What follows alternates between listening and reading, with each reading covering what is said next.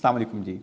आज की वीडियो में मैं आपको ये बताऊंगा कि एक रियल एस्टेट एजेंट आपको कैसे सर्च करना है, एक अच्छा रियल एस्टेट एजेंट क्या होता है जो आपकी मेहनत की कमाई को, उस पैसे को जिसको हम एक एक रुपया करके जोड़ते हैं उसको ज़ाया ना करे, और वो इन्वेस्टमेंट अगर आपकी गलत जगह पर कहीं करवा दे तो उससे आपको जो मेंटल स्ट्रेस होता है, लोग इवन अपनी ज़िंदगी से हाथ धो बैठते हैं, उस सूरत हाल से हमें दो चार ना होना पड़े। इसमें बहुत से फैक्टर्स हैं क्योंकि अभी तक पाकिस्तान के अंदर उस तरह से रियल एस्टेट के ऊपर कोई ट्रेनिंग इंस्टीट्यूट्स मौजूद हैं। इंडिविजुअल हमें मालूम है, हमने इनवाइट किया, आप मेरा इंटरव्यू देखिएगा। पंजवानी साहब को, पंजवानी साहब काम कर रहे हैं, उसके अलावा भी कराची में 2-3 लोग काम कर रहे हैं, हमने भी कोशिश की इस पे काम करने की। बट गवर्नमेंट लेवल के ऊपर यूनिवर्सिटीज़ के अंदर एक डिग्री फॉर्म्स के अंदर ग्रेजुएशन और मास्टर्स के प्रॉपर डिग्रीज़ हों रियल एस्टेट के ऊपर, जो दुनिया में होती हैं, बहुत सी रिनोन्ड यूनिवर्सिटीज़ जो हैं वो करवाती हैं, वो अभी तक चूँकि नहीं आया। तो इस वजह से, और दूसरा जो रेरा का प्रोसेस है कि रियल एस्टेट रेगुलेटरी अथॉरिटी, उसने भी अभी तक कोई लाइसेंसिंग वगैरह ना वो उस अंदाज से फ़ाल कर सके हम उसको, ना अभी रियल एस्टेट एजेंट्स को हम प्रॉपर एक लाइसेंस फॉर्मेट में लेके आ सके। सो हमें वहाँ पर कुछ मसाइल का सामना अभी तक है, जिसका जो खमियाजा है वो पूरी आवाम भुगतती है। तो हमें ये देखना चाहिए कि एक अच्छा रियल एस्टेट एजेंट हम कैसे तलाश करें। सो पूरी वीडियो देखिएगा, आपको काफ़ी टिप्स मिलेंगी। सबसे पहले आपको ये समझना है कि रियल एस्टेट एजेंट्स क्या होते हैं। पाकिस्तान में बहुत सी टर्म्स हम सुनते हैं, रियल एस्टेट एजेंट्स भी हैं, ब्रोकर्स भी हैं, को ब्रोकर्स भी हैं, फिर डीलर्स भी हैं। ये सब टर्म्स हम सुनते हैं डेली बेसिस के ऊपर। मैं आपको थोड़ा सा इसके बारे में आगाह करता हूँ कि इनमें क्या फ़र्क है और ये क्या होता है, ग्लोबल में क्या होता है, पहले वो देख लेते हैं, फिर उसके बाद वापस पाकिस्तान में आके देखते हैं कि हमारे यहाँ ये किस तरह से काम करते हैं। सो 4 टाइप्स हैं जो रियल एस्टेट एजेंट्स की हैं दुनिया के अंदर। वो क्या हैं? अच्छा, पहले तो जब रियल एस्टेट एजेंट का वर्ड हम यूज़ करें तो आप ये ज़हन में रखिएगा कि अगर आप दुबई में या यूके में, यूएस में, कनाडा में, कहीं पे भी जब आप एजेंट बनने जाते हो तो आपको एक लाइसेंस लेना पड़ता है। उसके लिए आपको एक एजुकेशन भी लेनी पड़ती है, आप वहाँ पढ़ते भी हैं, जिसमें आप उस एरिया से वाकिफ़ होते हैं, आपको बेसिक इकनॉमिक्स, बेसिक फाइनेंस की चीज़ें आती हैं, आपको रियल एस्टेट के फार्मूलास पढ़ाए जाते हैं, आपको मॉर्गेज की चीज़ें पढ़ाई जाती हैं, बैंक फाइनेंसिंग पूरी सिखाई जाती है, रिस्क कैलकुलेशन आपको सिखाई जाती है। ये सब चीज़ें जब हमें आ जाती हैं उसके बाद वो आपको लाइसेंस मिलता है। सो जो टाइप्स हैं एजेंट्स की, रियल एस्टेट एजेंट्स की, वो क्या हैं? रियल एस्टेट एजेंट्स की टाइप में पहली चीज़ है लिस्टिंग या सेलिंग एजेंट होता है। लिस्टिंग या सेलिंग एजेंट क्या होता है? जैसा कि इसके नाम से जाहिर है कि बेसिकली ये सेलर को रिप्रेजेंट करता है। इसके पास सेलर होता है, ये उसकी जो प्रॉपर्टी होती है उसको ये लिस्टिंग पोर्टल पे डालेगा, उसको मुख्तलिफ तरीक़ों से एडवर्टाइज़ करेगा, ओपन हाउसेस करवाएगा उसके ऊपर, और उसके ऊपर जो है वो वहाँ पे पोटेंशियल जो बायर्स होंगे उनको सर्च करेगा, उनके विजिट्स करवाएगा, उनको कन्विंस करेगा। ये इसका मेन काम है। फिर डील निगोसिएशन, जब वो बायर जो है वो एग्री कर लेगा, या बायर का एजेंट जो दूसरी टाइप है इसकी, सेलर एजेंट के साथ एक बायर एजेंट भी होता है। सो ये जो एजेंट है जब वो किसी क्लाइंट को कन्विंस कर लेगा तो फिर उसके बाद ये पेपर वर्क कंप्लीट करवाएगा उसका तमाम। ये सब की सब चीज़ें इसकी रिस्पॉन्सिबिलिटी है कि ये प्रॉपर्टी बेचने के ऊपर उसको सेलर को पूरा गाइड करे, और जो उसकी प्राइस डिटर्मिनेशन है उस प्रॉपर्टी की, उस रियल एस्टेट की जो होनी चाहिए वैल्यू, वो एक्चुअली ये बताएगा। अब यहाँ तो ये होता है ना कि हम जो हमारे यहाँ पे एजेंट्स हैं वो उल्टा क्लाइंट से पूछते हैं कि जी आपकी डिमांड क्या है, आपकी आस्किंग क्या है। तो एक्चुअली तो आपको डिटरमाइन करना है कि ये क्या होनी चाहिए, और अपने क्लाइंट को जो आपके पास प्रॉपर्टी बेचने आया है उसको प्रॉपर तरीके से गाइड करना है। सो ये एक है लिस्टिंग एजेंट, जिसको लिस्टिंग एजेंट या सेलिंग एजेंट कहा जाता है। दूसरा है जी बाइंग एजेंट या बायर्स का एजेंट। जो बाइंग एजेंट है ये भी जैसे नाम से हमें मालूम हो रहा है कि ये उन लोगों को असिस्ट करता है जो प्रॉपर्टी बाय करना चाहते हैं, जो इन्वेस्टर्स होते हैं। ये उनको तमाम कंसल्टेशन प्रोवाइड करता है, उनको इंफॉर्मेशन देगा प्रॉपर्टी के ऊपर, और उसके साथ साथ ये उनका पोर्टफोलियो मैनेज करेगा। सो पोर्टफोलियो मैनेजमेंट का मतलब ये है कि मुख्तलिफ तरीक़ों से मैनेजमेंट होगी पोर्टफोलियो की, कि एक ही जगह पे या एक ही प्रोजेक्ट के अंदर वो सारी इन्वेस्टमेंट नहीं रखेगा, वो उसको डाइवर्सिफाई करेगा ताकि उसका जो रिस्क है उसको मिनिमाइज़ करे, और उसका जो प्रॉफिट है वो थोड़ा सिक्योर हो जाता है, उस अंदाज से ये सब काम करेगा। फिर उसके साथ साथ ये सेलिंग एजेंट के जो लिस्टिंग्स होंगी उनको ये देखेगा, उसके लिए अच्छी डील्स निकालेगा अपने क्लाइंट के लिए। ये सब काम इसका है। फिर रिस्क असेसमेंट करना, अगर कोई जगह पे ये उसकी इन्वेस्टमेंट करवा रहा है तो वहाँ पे जो हिडन रिस्क हो सकते हैं उस इन्वेस्टमेंट के अंदर, वो उसको ऑब्वियसली क्लाइंट तो नहीं समझ सकता, वो तो इस फील्ड का आदमी नहीं है। तो ये जो बाइंग एजेंट होगा, जो आपके बिहाफ पे बाइंग करने जा रहा है, सेल्स एजेंट या रियल एस्टेट एजेंट, ये बेसिकली उन तमाम हिडन जो फैक्टर्स हो सकते हैं उसको स्टडी करेगा और अपने क्लाइंट को उसके बारे में आगाह करेगा, ताकि वो एक अच्छी डील उसको करके दे उसके ऊपर। अच्छा, फिर उसके बाद एक एक जो होता है वो ड्यू एजेंट भी होता है। ये नॉर्मली हमारे यहाँ पाकिस्तान के अंदर ये ज़्यादा पाया जाता है। जिस ड्यू एजेंट का मतलब ये है कि वो बाइंग भी कर रहा है, वो सेलिंग भी कर रहा है, उसके पास दोनों चीज़ें चल रही हैं। वो उसके पास बायर्स भी हैं, उसके पास सेलर्स भी हैं, बस वो बैठा हुआ है, उसको दोनों एंड से क्लाइंट्स मिल रहे हैं। वो स्पेशलाइजेशन नहीं है यहाँ पे, लेकिन ये चीज़ चल रही है। फिर चौथा होता है ट्रांजैक्शन एजेंट। ट्रांजैक्शन एजेंट जो है ये बेसिकली न्यूट्रल होता है। ये एक्चुअली ट्रांजैक्शन के टाइम पे इन्वॉल्व होता है, और इसका बेसिक काम ये होता है कि जो कोड ऑफ कॉन्डक्ट है, जो एथिक्स हैं उस बिज़नेस के, और जो उस मुल्क के कवानीन हैं, जो वहाँ की एसोसिएशन के कवानीन हैं, जो बिज़नेस के कवानीन हैं, ये उनको इम्प्लीमेंट करवाता है। ये मेक श्योर करता है कि बायर और सेलर एजेंट जो दोनों हैं, इनकी डील बिल्कुल सही हो रही हो, और ये एज अ न्यूट्रल बीच में रोल अदा करता है। तो ऑब्वियसली इसके साथ ज़्यादा कम लोगों की बनती है, और ये ड्यूल एजेंट होते हैं उनको ज़्यादा ये इसको प्रेफर करते हैं, क्योंकि उसकी वजह ये होती है कि बायर और सेलर भी उसके पास होता है, तो ये डील इजीली हो जाती है, कॉन्फ्लिक्ट ऑफ इंटरेस्ट थोड़ा कम आता है। सो ये इसका मेन काम है ट्रांजैक्शनल एजेंट का। इसी तरह से जो ब्रोकर हैं, अच्छा, ब्रोकर जो बाहर ब्रोकर कहा जाता है वो एक्चुअली वो ब्रोकर है जिसके पास लाइसेंस है। ये सेल्स एजेंट से ऊपर का, रियल एस्टेट एजेंट से ऊपर का एक लेवल है ब्रोकर का। तो ब्रोकर जो है उसके पास लाइसेंस है कि वो ब्रोकरेज फर्म भी खोल सकता है, और अगर वो फर्म नहीं खोलता, तो फर्म खोलने में वो लोगों को एम्प्लॉय कर सकता है। अगर वो फर्म नहीं खोलता तो वो एज ए एसोसिएट ब्रोकर काम कर सकता है। एसोसिएट ब्रोकर का मतलब ये है कि वो एक बड़ी रियल एस्टेट फर्म के अंदर, एक बड़ी ब्रोकरेज फर्म के अंदर, वो जहाँ मल्टीपल ब्रांचेस होती हैं, जहाँ मल्टीपल लोग वहाँ पे होते हैं, वहाँ पे वो उनके साथ एसोसिएट हो जाता है और वहाँ पे काम करता है। इस सिलसिले में उसके ऊपर कोई लायबिलिटी नहीं आती, वो कहीं एम्प्लॉय नहीं है, और वो आराम से वहाँ पे अपना एक अच्छा काम कर रहा है। उसको उसको उसको एक टीम बनाने की, वो सब चीज़ों की उसको ज़रूरत नहीं है। अच्छा, फिर उसी के साथ साथ मैनेजिंग ब्रोकर। अब जो मैनेजिंग ब्रोकर, ये दूसरी टाइप है ब्रोकरेज की। जो मैनेजिंग ब्रोकर है ये बेसिकली फिर मैनेजमेंट वाला रोल इसका ज़्यादा बढ़ जाता है। इसका काम ये है कि जो मुख्तलिफ एक रियल एस्टेट फर्म के अगर मुख्तलिफ ऑफिस हैं, लेट्स सपोज एक ऑफिस उसका DHA में है, एक ऑफिस बहरिया टाउन में है, एक ऑफिस नाज़िमाबाद में या गुलशन में किसी एरिया के अंदर है, तो वो उस ब्रांच को हेड कर रहा है, उस ब्रांच का मैनेज कर रहा है। इसके पास लाइसेंस मौजूद है ब्रोकरेज का, वो अपना काम कर सकता है, लेकिन वो नहीं कर रहा।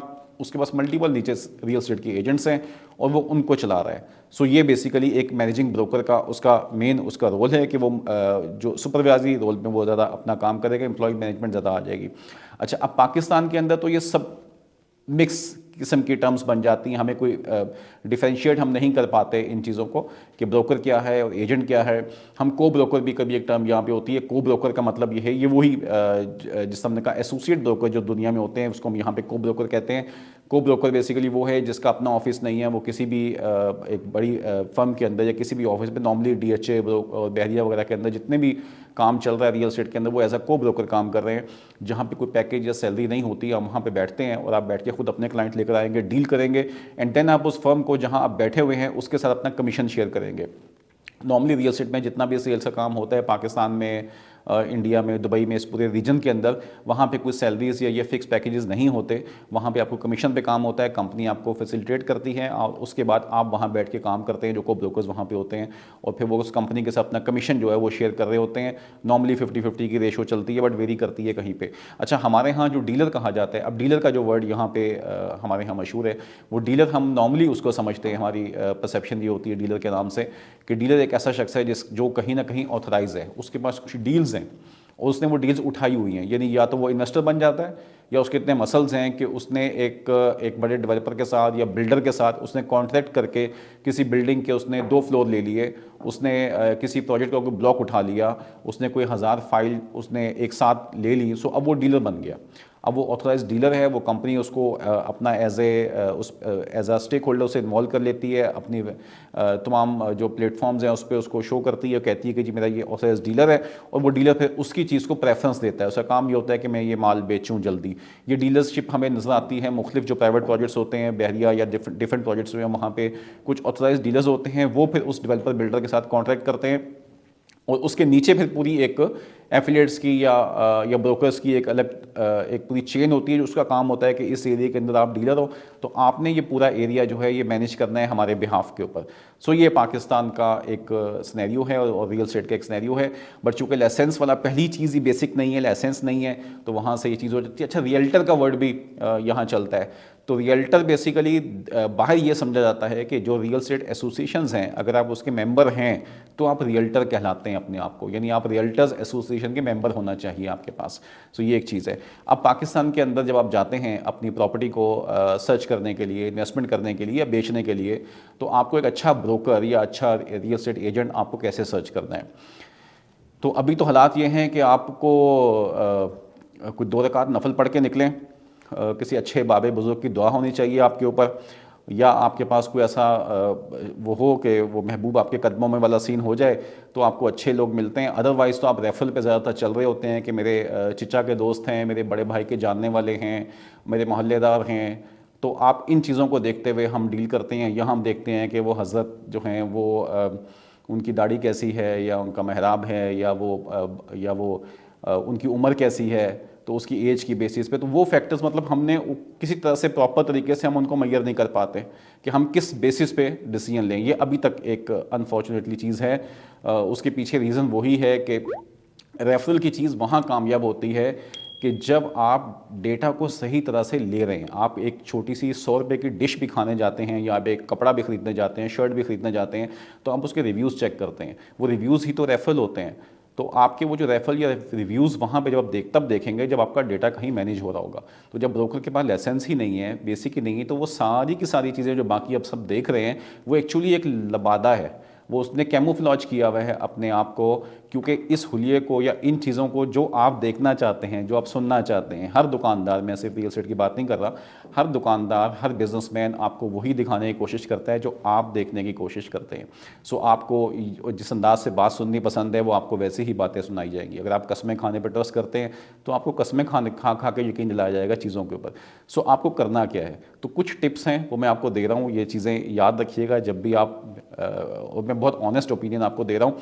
आपका इख्तलाफ हो सकता है मेरी बात से, लेकिन ठंडे दिल से सोचिएगा तो आपको लगेगा कि कुछ चीज़ें आपको समझ आएंगी मैं क्या कहना चाह रहा हूँ। सबसे पहली चीज़ ये कि देखें, जब भी आप अपना ब्रोकर कोई भी सर्च करने जाएं, किसी भी एरिया में, किसी भी अमाउंट की, पूरे पाकिस्तान में कहीं भी आपको इन्वेस्टमेंट करनी है, सबसे पहली जिम्मेदारी आपकी अपनी है। आप किसी दूसरे की तरफ उंगली जब भी उठाएंगे तो 3 उंगलियां आपकी अपनी तरफ उठ रही होंगी। सब आप क्या करते हैं? क्या आप ऐसे ही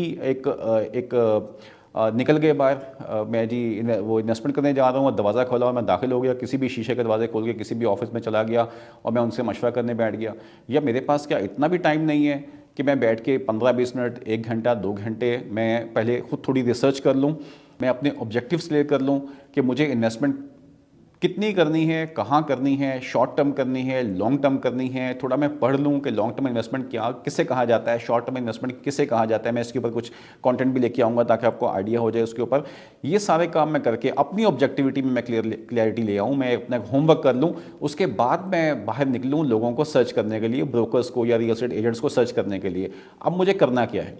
सबसे पहला काम जो मुझे करना है वो मुझे ये देखना है, अगर मैं इन्वेस्टर हूँ, मैं क्लाइंट हूँ, मैं वो सर्च करूँगा आज के दौर में 2022 के आखिर में बैठ के 2023 शुरू होने वाला है, तो भाई मैं तो सबसे पहले ये देखूँगा कि क्या ये जो बिजनेसमैन है इसकी ऑनलाइन प्रेजेंस मौजूद है। अब ये चीज़ बिल्कुल आपको बिल्कुल हट के लग रही है, बहुत अजीब लग रही है, लेकिन मैं आपको इसकी लॉजिक देता हूँ मैं क्यों कह रहा हूँ।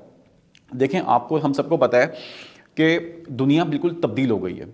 बिल गेट्स ने जो किताब लिखी थी business at the speed of light, उसमें उसने ये कहा था कि जी आज के दौर में, मतलब वो बुक उसने आज से 15 साल पहले लिखी, 15-16 साल पहले उसने ये कहा कि अगर अब कोई शख्स जो है वो अपना बिजनेस इंटरनेट पे नहीं करता तो मेरे ख्याल में तो वो बिजनेस ही नहीं करता। अब आप इतने कॉन्शियस हो गए हैं अपनी ऑनलाइन लाइफ को लेके, सोशल मीडिया पे कहीं भी आपके सामने 10 लोग बैठे हों, आप टांग पे टांग रख के बैठे होंगे, आप एंजॉय कर रहे होंगे और गप्पे मार रहे होंगे और जिस भी अंदाज में बैठे होंगे, बिल्कुल इनफॉर्मल वे के अंदर, कैजुअल वे में, लेकिन अगर कोई उसी वक्त मोबाइल निकाल ले, बोले कि जी 1 मिनट तस्वीर खींचनी है, सेल्फी लेनी है, तो आप एकदम से अलर्ट हो जाते हैं, शर्ट सीधी कर लेते हैं और बिल्कुल अपने बाल बना के सीधे होकर कैमरे को देखते हैं। सो इसका मतलब ये है कि आप ऑफलाइन दुनिया से ज़्यादा जहाँ बैठे हुए हैं, आप एक्चुअली ऑनलाइन दुनिया के बारे में ज़्यादा कॉन्शियस हैं। तो वो बिजनेसमैन जो एक बिज़नेस करने बैठा है, उसकी कहीं वेबसाइट ही एग्जिस्ट नहीं करती। वेबसाइट आपका पहला वर्चुअल ऑफिस है। तो आज के दौर के अंदर वो अपना वर्चुअल ऑफिस ही बनाने को तैयार नहीं है, उसे अंदाज़ा ही नहीं है कि मेरी वेबसाइट क्या है, उसको अंदाज़ा ही नहीं है मैंने सोशल मीडिया कैसे अपना मैनेज करना है। फिर वो उसके बारे में इतना कॉन्शियस नहीं है, क्योंकि जब आप ये चीज़ें बनाएंगे तो एक्चुअली आप पब्लिक को फेस करेंगे। آپ کے اور یہاں سے نکل کے مجھے ناظم آباد میں، گلشن میں، ڈی ایچ اے میں کسی آفس میں جانا میرے لیے مشکل ہے، لیکن بیڈ پر لیٹے لیٹے اپنے ہاتھ میں چائے کا کپ پکڑے ہوئے مجھے 2 منٹ کے اندر میں پوری ریئل اسٹیٹ کراچی کی سرچ کر سکتا ہوں. سو اگر آپ وہ بزنس مین اتنا سیریس ہی نہیں ہے اپنے بزنس کو لے کے کہ اس نے پراپر طریقے سے اپنی پریزنس رکھی ہوئی ہے، تو اس کا مطلب میں یہ سمجھتا ہوں ذاتی طور پہ کہ وہ پبلک کو فیس نہیں کر رہا. ٹھیک ہے کہ جی اب وہی دکان پہ کون آئے گا، میرے آفس میں کون آئے گا، جو آئے گا اس کو دیکھا جائے گا. تو بھائی آپ سب سے پہلے آن لائن اپنی چیز لے کر آئیے. میری ذاتی رائے یہ ہے. ٹھیک ہے جی. تو پہلی چیز تو یہ ہے کہ سیریسنس میں یہ چیک کروں گا اس کی آج اس دور میں بیٹھ کے کہ یہ آدمی خود کتنا سیریس ہے اپنے بزنس کے فیوچر کو لے کے، اور یہ خود کتنی محنت کر رہا ہے اور یہ فیس کرنے کو کتنا تیار ہے سچویشن کو. اچھا دوسری چیز یہ ہے کہ میں پریفرنس دوں گا اس بروکر کو جو ملٹیپل پروجیکٹس میں ڈیل کرتا ہے. ٹھیک ہے. اب اگر تو آپ ایک ہی پروجیکٹ میں ڈیل کر رہے ہیں تو یہ تو بہت عجیب سی صورتحال ہے نا کہ اب میں آپ کے پاس پھر تو آپ مجھے وہ ایک ہی فائل پہنائیں گے، ایک ہی پروجیکٹ مجھے پہنائیں گے نکال کے کہ جی آپ یہ لے لیجیے، آپ یہ لے لیجیے. تو آپ کو تو ایکچولی جو بروکر کا اصل کام ہے، جو ریئل اسٹیٹ ایجنٹ کا اصل کام ہے، وہ تو ہے کنسلٹنٹ کا کام، ایڈوائزر کا کام.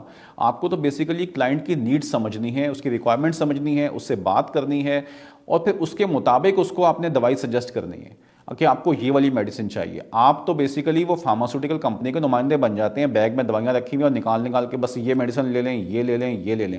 آپ کا کام تو ڈاکٹر والا کام ہے نا. آپ نے تو اس کی بیماری سمجھ کے اسے پراپر ٹیسٹ کروا کے اور دین ہم نے اس کو سجیسٹ کرنا ہے کہ جی آپ کو کون سی کہاں پہ انویسٹمنٹ کرنی چاہیے، آپ کا اپنا بیک گراؤنڈ کیا ہے. ہمیں تو یہ معلوم ہونا چاہیے اس کی ایج کیا ہے کلائنٹ کی، کلائنٹ ریٹائر ہو رہا کب ہونے والا ہے، اس کا فیوچر پلانس کیا ہیں، اس کی سوچ کیسی ہے، وہ کس بیک گراؤنڈ سے انسان ہے، وہ کہاں رہ سکتا ہے، کہاں نہیں رہ سکتا، کہاں کی انویسٹمنٹ وہ سنبھال سکتا ہے، کہاں کی نہیں سنبھال سکتا. یہ تمام چیزیں جو ہیں یہ تبھی پتہ چلیں گی جب ہم ایسے بروکر سے ملیں گے جو ملٹیپل پروجیکٹس میں ڈیل کرتا ہو. تیسری چیز جو میں بولوں گا وہ یہ ہے کہ اس کے آفیشیل ڈاکومنٹس چیک کریں. اب جس طرح میں نے شروع میں کہا کہ جی لائسنس تو ہے نہیں، سو آپ وہ کوئی ایسے نمبر تو اس سے مانگ نہیں سکتے کہ جی آپ بتائیے کہ آپ بروکر بننے کا اپنے لائسنس کہاں سے لیا ہوا، یہ تو ہے نہیں. نہ آپ اسے بتا سکتے ہیں کہ جی آئی بی اے کی، لمس کی یا فاسٹ کی کوئی ڈگری دکھا دیجیے مجھے جہاں سے اپنے گریجویشن یا ماسٹرز کیا ہے ریئل اسٹیٹ کے اندر، وہ بھی اویلیبل نہیں ہے آپ کے پاس. ہاں کچھ سرٹیفکیشنز ہیں وہ آپ کو دکھا سکتا ہے وہاں پہ. لیکن مین چیز جو میں سمجھتا ہوں یہاں بھی اس کی سیریسنس چیک کرنے کے لیے بزنس سے ریلیٹڈ، کیا وہ ایف بی آر میں رجسٹرڈ ہے، کیا اس کا این ٹی این نمبر بنا ہوا ہے. یہ سب سے پہلے آپ دیکھیے جب بھی جائیے کسی بھی ایجنٹ کے پاس، یہ چیز لازمی دیکھیے کہ جی ایف بی آر میں ہے. جو D N F B P جو اس نے ایف بی آر کا آیا تھا، جو ڈیزگنیٹڈ نان فائنینشیل بزنس کے اوپر جو چیز لے کر آئے ہیں پروفیشنز کے اوپر، کیا وہ اس میں رجسٹرڈ ہے، اس کے بعد سرٹیفکیٹ موجود ہے. یہ تمام چیزیں آپ کو دیکھنی ہیں. اور تیسری چیز یہ کہ وہ کسی بھی ایسوسیشن کا نمائندہ ہے. اگر وہ ڈی ایچ اے میں کام کر رہا ہے تو کیا وہ جو وہاں کی ایسوسیشنز ہیں ڈفلیریا یا دوسری وہاں کا ممبر ہے، بحریہ میں، ناظم آباد میں، گلشن معمار میں. تو جس جگہ پہ وہ کام کر رہا ہے کیا وہ اس ایسوسیشن کسی ایسوسیشن کا بھی حصہ ہے. کل کو ہم کہیں اسے بٹھا بھی سکتے ہیں، اس سے بات بھی کر سکتے ہیں. ہمیں معلوم ہونا چاہیے کہ وہ کتنا سیریس ہے. یہ سب چیزیں آپ کے بزنس کی سیریسنس کو شو کرتی ہیں، آپ کے پروفیشن کے سیریسنس، آپ کے کیریئر کو شو کرتی ہیں کہ آپ اس کو لے کے کتنا سیریس ہیں، وہ بروکر خود جو یہ کام کرنے بیٹھا ہوا ہے. اچھا جی. اس کے بعد ملٹیپل پروجیکٹس میں اس کی ایکسپرٹیز میں نے آپ کو بتا دیا یہ ہونی چاہیے. اس کا میں آفس اگر میں دیکھوں تو مجھے کلٹر فری لگنا چاہیے، کیونکہ یہی سب چیزیں میں اپنی انویسٹمنٹ سیکیور کرنے کے لیے دیکھنا چاہتا ہوں. نہ کہ میں ایسی جگہ جاؤں جہاں مٹی بھری ہوئی ہے، ڈسٹ پڑی ہوئی ہے اور وہ صاحب بیٹھے ہوئے ہیں وہاں پہ اور میں ان سے ڈیل کرنے کے لیے بیٹھا ہوا ہوں. اس کے بعد سب سے امپورٹنٹ چیز، جب آپ نے اور یہ بات شروع ہوئی تھی آپ کے انٹرویو سے، آپ کے ہوم ورک سے جو آپ نے کر لیا تھا، اب آپ بیٹھ کے اس کا انٹرویو کیجئے. اب آپ اس سے بیٹھ کے بات کریں. اس کو جاتے ہی نہ بولیں کہ جی مجھے یہاں پہ پلاٹ چاہیے، مجھے یہاں پر یہ انویسٹمنٹ کرنی ہے. آپ کو اس بندے کا، جس بروکر کو آپ ملنے جا رہے ہیں، سیلز ایجنٹ کے ساتھ بیٹھے ہوئے ہیں، ریئل اسٹیٹ ایجنٹ کے ساتھ، آپ پلیز اس سے بات کریں، کنورسیشن کریں، کمیونیکیٹ کریں. اس کو بتائیے اور اس کی بات سنیے، چند کہانیاں سنیے بیٹھ کے. ان سے یہ سب چیزیں شیئر کریں. وہ آپ کو اپنا ایکسپیرینس بتائے گا، وہ آپ کو کچھ ایریا کے بارے میں چیزیں بتائے گا. یہ سب چیزیں آپ اسے سنیں، اس کا انٹرویو کریں. آپ یہ محسوس کریں کہ جنرل ٹاک کریں اس سے، انڈسٹری نالج چیک کریں. آپ اس کی جو ہے وہ اس کے تھاٹس میں کلیئرٹی چیک کریں کہ یہ کتنا کلیئر سوچتا ہے. کیونکہ آپ کسی بندے کو آج کے دور کے اندر ایک چھوٹی فائل بھی آپ لینے جائیں گے تو 2 لاکھ روپے کی آپ کو انویسٹمنٹ کرنی پڑے گی. 2 لاکھ روپے ایک رقم ہے آج اس دور میں بیٹھ کے بھی. اور اگر آپ پراپر پلاٹ لینے کے لیے کہیں پہ جائیں گے تو آپ، میرا نہیں خیال کسی بھی اچھی جگہ کے اوپر آپ کو 40-50 لاکھ سے کم کی انویسٹمنٹ سے کوئی بھی پلاٹ ملتا ہے. اس وقت کراچی کی بات میں کر رہا ہوں. سو اتنی بڑی اماؤنٹ کا جب میں کسی پہ ٹرسٹ کروں گا تو میں ایٹ لیسٹ اس کے ساتھ 2-4 گھنٹے تو گزارنے کو تیار ہوں. میں اس کو سمجھوں تو صحیح اس بندے کو پہلے. یہ بہت امپورٹنٹ چیز ہے. اور آخر میں کچھ ریڈ فلیگس، وہ ریڈ فلیگس جو میں آپ کو اگین ٹپس دوں گا. میں یہ نہیں بولوں گا کہ جی آپ میری ذات میں، یہ میری ذاتی چیزیں ہیں جو میری اپنی ریسرچ ہے یا میری اپنی ایک انڈرسٹینڈنگ ہے لوگوں کو سمجھتے ہوئے، پبلک ڈیلنگ کو سمجھتے ہوئے کہ یہ چیزیں ہونی چاہیے.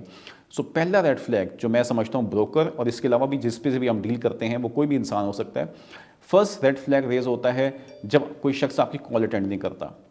سو آپ نے پلیز یہ چیز نوٹ رکھنی ہے اپنے پاس کہ اگر وہ آپ کی کال اٹینڈ نہ کرے اور پھر ایک سرٹن ٹائم تک آپ کو کال بیک بھی نہ آئے، کیونکہ آج کل جو ہے وہ ریسرچ کے مطابق آپ تقریباً 20 منٹ ایوریج ٹائم ہے اپنے موبائل فون کو ٹچ کرنے کا. ایوری 20 منٹس پہ ہر بندہ اپنے فون کو چیک کرتا ہے جاگتی آنکھوں کے ساتھ. سو 1 گھنٹے میں کال آ جائے گی، نماز پڑھ رہا ہوگا، سو رہا ہوگا، کھانا کھا رہا ہوگا انسان، 2 گھنٹے میں آ جائے گی، 4 گھنٹے میں آ جائے گی. بٹ جو ہمارے ورکنگ آورز ہوتے ہیں 10 to 10 سمجھ لیجئے آپ، ان ورکنگ آورز کے اندر اگر آپ کو کال بیک نہیں کوئی شخص کرتا تو یہ آپ کے لیے ایک ریڈ فلیگ ہونا چاہیے اس کے اوپر.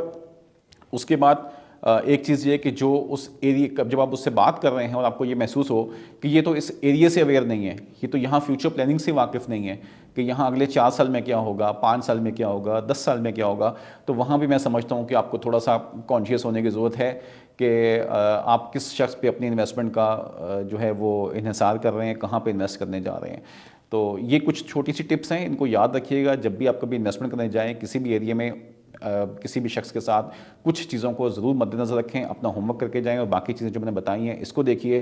مزید ٹپس کے لیے کچھ ویڈیوز میری ابھی ہوئی ہیں پچھلے کچھ دنوں کے اندر، چینل کو سبسکرائب کیجیے گا، وہاں جائیے گا، ان کو دیکھیے گا. انشاءاللہ آپ کے نالج میں بہت اضافہ ہوگا.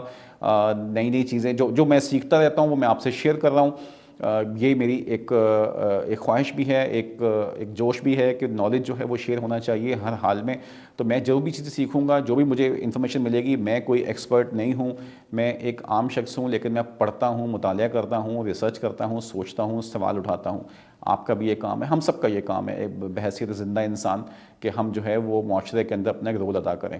سو پلیز یہ انڈسٹری، ریئل اسٹیٹ انڈسٹری بہت اچھی انڈسٹری ہے، آپ کی اور میرے لیے بہت اہمیت کا حامل ہے. ہم سب کو کبھی نہ کبھی آپ کا تعلق ریئل اسٹیٹ سے ہو یا نہ ہو، لیکن ڈائریکٹ نہیں ہوگا بٹ انڈائریکٹ سب کا تعلق ریئل اسٹیٹ کے ساتھ ہوتا ہے. تو ان تمام چیزوں کو مد نظر رکھیے گا، دعاؤں میں یاد کیجیے گا. کوئی ایسی چیز جو آپ کمنٹ دینا چاہتے ہوں پلیز لکھیے گا نیچے ضرور، میں انشاءاللہ اس پہ آپ کو ریورٹ کروں گا. نمبر میرا واٹس ایپ کا آ رہا ہے، آپ اس پہ واٹس ایپ کر سکتے ہیں. انشاءاللہ میں وہاں بھی آپ کو جواب دینے کی پوری کوشش کروں گا. دعاؤں میں یاد رکھیے گا. السلام علیکم.